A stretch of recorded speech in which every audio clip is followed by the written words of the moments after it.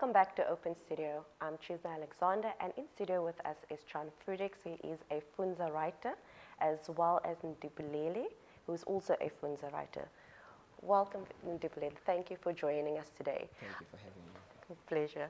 We were talking before the break about the story Numio Skoli and what it was about, and you mentioned it was about your life and everything that had happened to you and how you became who you are today. And we spoke about the comments that people have put and the inspiration that your life has put into other people's lives and making changes in these. But I also want to ask a little bit more about the story. How much media attention did it get when it came out? Were you expecting that kind of attraction when you first wrote it down, the first line of the story? I started the script in the year 2000. Yeah. So in 2002, I had the script in my bag. Yeah. I always walk the script in my bag, you know.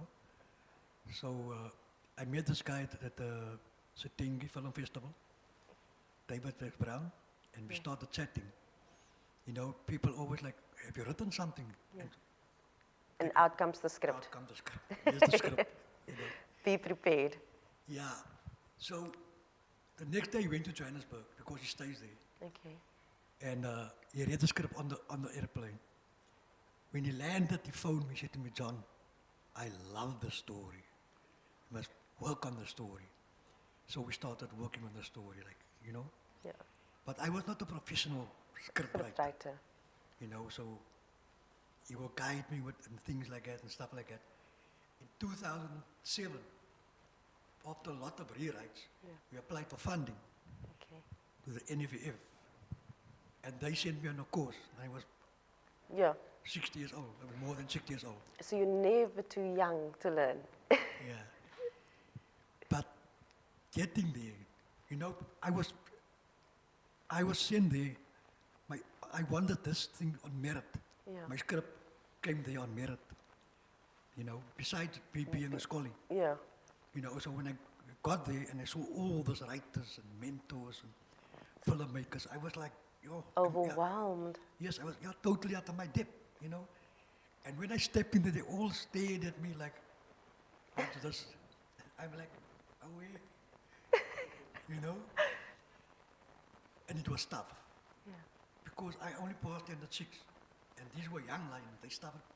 They would film school and college and things like that.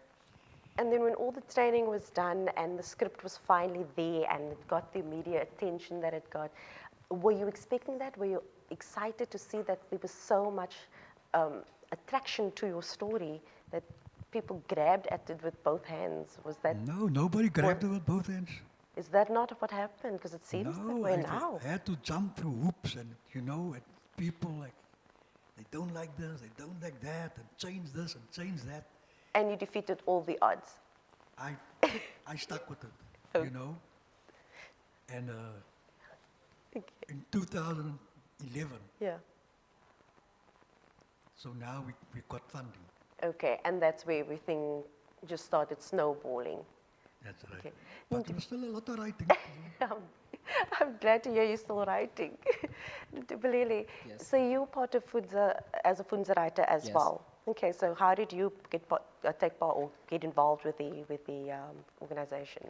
Okay, well, I'm a Funza writer, as you just said now. Yeah. I write articles on these inspiring people who are making a difference in their communities. Okay. So I joined Funza as an intern last year, and then I've been writing for them for the last year, so to say. And I've interviewed more than 50 people, and with those 50 people, Mr. John Fredericks here was actually my 49th person that I interviewed. Okay. So yes, that's how I got And how did involved that with change for you when get to know such a wonderful person, such an inspiring person? Yes. His story was so inspiring that we decided to run the competition that on him as Funza. Tell us more about the competition. Oh, okay. Funza is currently running a competition for anyone residing in SA between the ages of 16 and 26.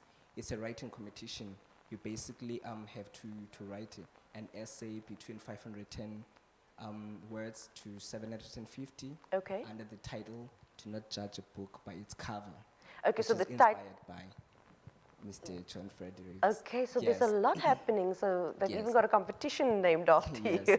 Okay. So if you obviously want to know more about the competition, Yes. because How do people get involved? How do they go online? Do they phone? yes, we have like very hot prizes up for grabs. We Can you have mention a few? We have 2,000 rands for the winner. Okay. And 2 cinema tickets for the gala premiere. Yes. For the 2 runner-ups, we have 1,000 rands for each. So if you wanna learn more about the competition, you can obviously go to our site live.funza.mobi. Okay. That's where you get all the information about the competition. Okay. Is there Yes. a Facebook page at all? Yes, we do have a Facebook page. It's Funza, FUNTZA. Okay. Yes, that's where you can also get to learn more about us and Mr. John Fredericks as well. I just want to repeat again. So the criteria is you must be living in SA, Yes. and the age between category the ages of 16, 16 to 26 16 to 26, Yes. and you need to write an essay of. of Between 500 to to 750. 750 words under the title "Do Not Judge a Book by, By its its cover." cover. Yes. Okay, which is inspired by Mr. John Yes. Fredericks. Yes. Okay, and are you writing in as well? Well, I would if only I were allowed to, but Okay. it's against the policy because I'm an employee. Yes. Okay.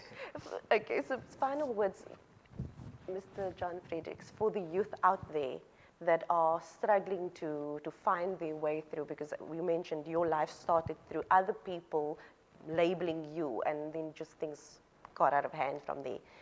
What inspiring words you have for the youth out there? I would say it's in your hands. Life you know. is in your hands. It's in your hands. You decide who you want to be. You know, and never to give up hope, because I believe dreams never die. You know, when you were young, they would ask you what you want to be one day, a pilot or train driver or stuff like Yeah. that. I wanted to be a writer, you know, but that dream never died.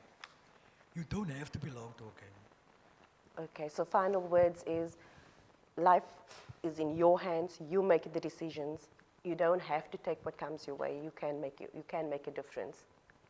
That's right. That's great to hear.